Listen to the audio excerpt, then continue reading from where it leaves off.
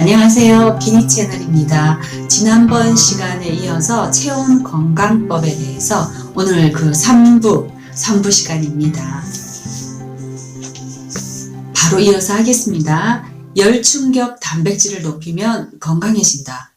저는 이 열충격 단백질에 대해서 이 책을 통해서 처음 접했어요. 이 열충격 단백질이라는 게 뭐냐면 HSP란 열충격 단백질의 약자이다. 1962년에 초파리를 고온에서 사육하던 중에 초파리의 체내에 어떤 종의 단백질이 증가하는 것이 발견되었다. 고온에서 이 초파리를 사육을 했는데 어느 특정 단백질이 증가하는 것이 발견되었대요. 그것이 열이라는 충격을 받아 만들어지는 단백질이라고 해서 약자로 HSP라는 이름이 붙여졌다고 합니다. 단백질이 보통 한 20여 종의 그 아미노산으로 구성되어 있잖아요. 그런데 그 아미노산 배합 방법에 따라서 10만 종 이상의 단백질이 존재한다는 것입니다.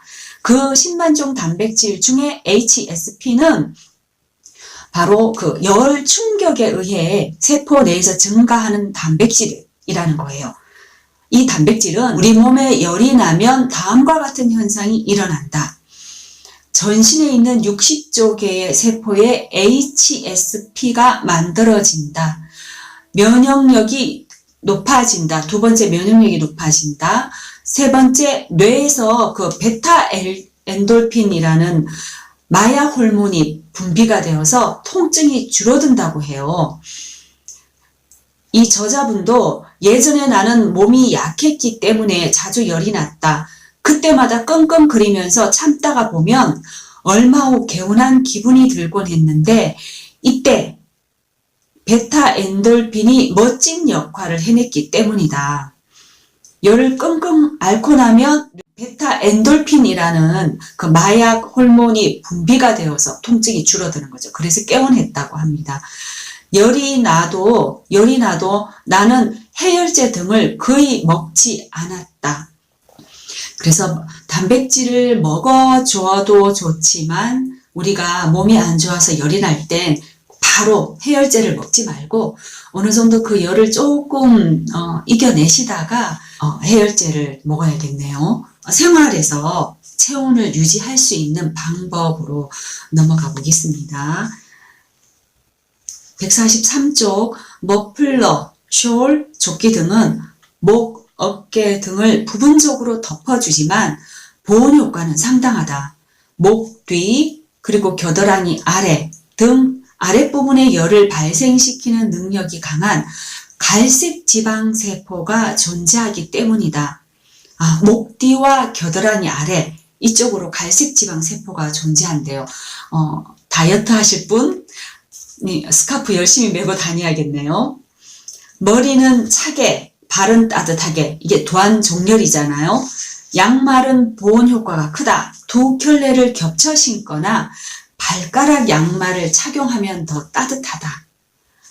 그리고 여성들은 그 워머, 겨울에는 발토시 같은 것을 좀 사용을 하고요. 복대도 특별한 효능이 있다. 이 저자분 같은 경우는 뭐라고 썼냐면 복대를 하루 종일 1년 내내 착용하면 상상도 못했던 효과를 얻을 수 있을 것이다 라고 되어 있습니다. 그리고 탕파는 70도 정도의 물을 넣고 담요나 수건으로 감싼 후 사용하면 좋다. 그리고 손난로를 활용하라고 그러네요. 냉증이 있는 그런 분들은 이렇게 허리나 이런 속옷 위에다가 이렇게 붙이고 사용하시면 좋으실 것 같아요. 같은 경우에는 한 여름에도 발이 시렸으니까 겨울은 오죽 겠어요. 그래서 이 일회용 손난로를 사다가 그 발바닥이나 이런 데다 좀 붙이고 양말 위에다 이렇게 붙이고 다녔었거든요. 근데 사실은 이미 체온이 떨어지고 나서는 그런 방법으로는 몸을 따뜻하게 해줄 수는 없더라고요. 그러니까 미리 건강할 때 활용을 하셔야 되실 것 같아요. 조금이라도 내가 차갑게 느껴진다든가 그런 어떤 느낌이 있는 곳에 간다든가 아니면 외부 일들을 좀 많이 하게 되거나 겨울에 추울 때는 미리 예방 차원에서 그런 손난로를 활용해 보시면 좋겠어요. 생활에서 체온 유지를 하기 위한 방법. 치매를 막고 싶다면 근육 운동을 하라. 우리는 익히 잘 알죠? 근육 운동하면 이 근육이 체온을 올려준다는 거. 그런데 근육 운동을 잘 안 해서 문제죠. 저도 요즘 근육 운동을 안 하고 있는데요. 근육 운동을 해주시면 좋겠습니다. 그리고 잘 걷기만 해도 당뇨가 좋아진다. 네, 근육 운동 못 하시면 이렇게 걷기라도 하면 좋겠어요. 제 지인 중에 당뇨가 수치가 그진 이제 딱 직전까지 왔어요. 턱걸이. 그래서 그때부터 이제 열심히 저녁마다 걸으시더라고요. 그러더니 당뇨가 정상 수치로 내려오더라고요. 살도 빠지고. 그래서 저녁마다 한번 걷는 거 일부러 나가서 한번 걸어보시든가 아니면 생활에서 어지간하면 대중교통 이용하셔서 한번 걷기를 생활하면 좋겠습니다. 그리고 이 걷는 운동이 모든 질병 예방에 좋다고 하잖아요. 치매도 예방하고 골다공증, 요통, 그리고 무릎 통증도 좋으니까 우리 한번 걸어봅시다. 그리고 비 오는 날에 실내 운동으로 바꿔라. 실내 운동에는 이제 스쿼트 검색해 보시면 나옵니다. 어떤 운동인지. 그리고 허벅지 들어 올리기를 활용해 보시고, 저 같은 경우는 그 플랭크를 하고 있어요. 실내에서 하기가 딱 좋더라고요. 코어 운동에 굉장히 이제 좋으니까 그 플랭크를 한번 활용해 보셔도 좋으실 것 같아요. 식생활에서 좋아질 수 있는 식사법. 여기 저자분은 하루 한 끼 걸으면 병 없이 살 수 있다라고 했습니다. 저도 사실은 요즘은 하루 한 끼를 먹거든요. 간헐적 단식하느라고도 먹고, 아침은 거의 안 먹을 때도 있고 아니면 간단하게 단백질 파우더를 이렇게 먹거든요. 그리고 저녁은 건너뜁니다. 몸이 좀 많이 가벼워졌어요. 제가 살 빼게 되면 알려드릴게요. 후식을 하거나 아니면 하루 한 끼 식사를 걸으면 병 없이 살 수 있다라고 합니다. 그리고 이 저자분 추천은 당근 사과 주스와 생강 홍차가 몸을 따뜻하게 해주면서 몸에 굉장히 좋은 그 면역력을 높이는 효과가 있다라고 합니다. 어떻게 만들어 먹는지 검색해 보시고 생활에서 활용해 보시면 좋겠어요. 백설탕보다 흑설탕이 좋다. 저희 어릴 때 그 감기 몸살이 나면 그 흑설탕을 물에다가 타서 이렇게 따뜻하게 해서 먹었던 기억이 나거든요. 그러고 나면 이제 몸이 한결 조금 가벼워지는 걸 느껴요. 어릴 때 몸살을 제가 워낙 잔병치레를 많이 하니까 그런 이렇게 한 번씩 이제 흑설탕을 타가지고 먹기도 했는데, 저 같은 경우도 지금 유기농 설탕을 주문을 해서 먹어요. 요즘은 가격도 많이 저렴하더라고. 인터넷에서 주문을 해서 먹으니까 한번 보시고 활용해 보시면 좋을 것 같아요. 그리고 체온을 높여서 병을 이긴 사람들에 대한 예가 나와 있습니다. 잠깐 언급해 드릴게요. 소식과 발열이 최고의 명이다라고 말씀을 하셨네요. 그리고 궤양성 대장염이 나왔어요. 완치되었어요. 당뇨병과 지방간이 없어졌어요. 저도 지방간을 앓았거든요. 술, 담배 안 했어요. 그런데 지방간이 걸렸어요. 왜일까요? 저는 탄수화물 중독증이었거든요.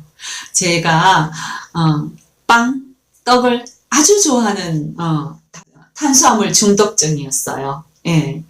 그래서 지방간이 있었는데 지금은 이제 지방간 없습니다. 당뇨병과 지방간이 없어졌어요. 그리고 고질적인 감기와 동상에서 벗어났다고 그래요.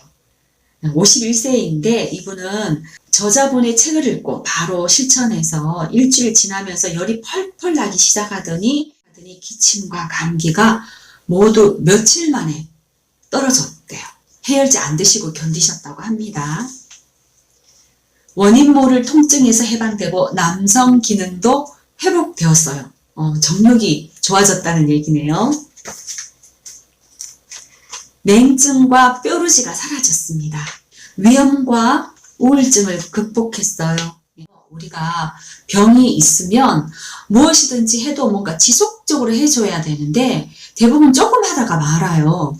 그 온열요법 해서 몸을 좀 따뜻하게 해서 아니면 반신욕을 따뜻하게 계속 해주시라고 그러면 조금 하다가 말고 어떻게 그렇게 성질이 급하신지 전부 다들 모르겠어요 그러거든요. 저도 그랬어요. 저도. 예. 근데 뭔가 지속적으로 보통 우리 건강식품이나 이렇게 몸에 좋은 것도 3, 4개월 정도가 피가 한 바퀴 돌 때 그 정도 시간이 걸리니까 꾸준하게 3, 4개월 정도는 해주시라는 거예요.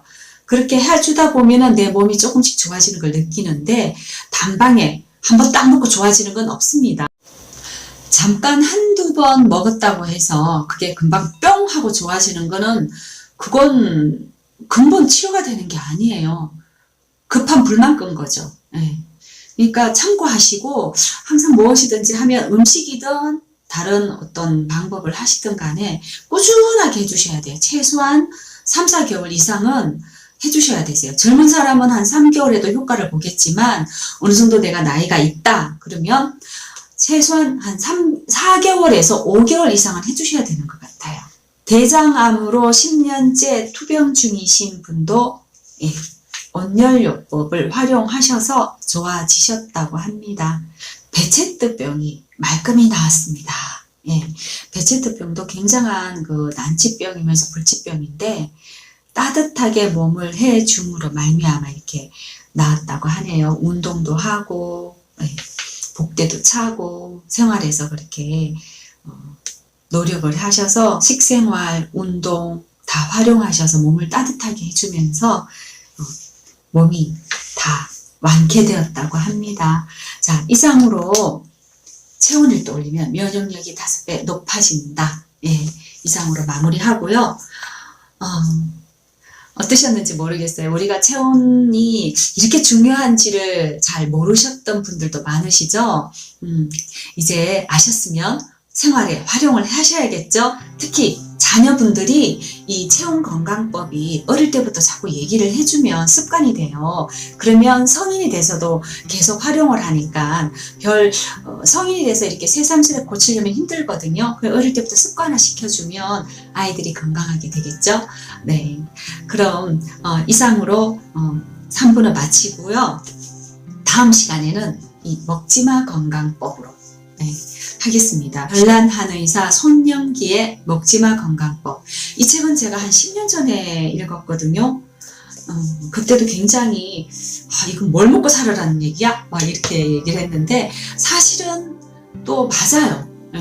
우리가 독소를 빼낼 수 없으면 그만큼 독소를 적게 넣어줘야 되잖아요. 다음 시간에는 이 먹지마 건강법으로 다시 한번 찾아뵙겠습니다. 다음 시간에 만나고요. 참! 잊지 마세요. 좋아요, 구독 잊지 마시고 꼭꼭 눌러주세요. 그럼 안녕히 계세요.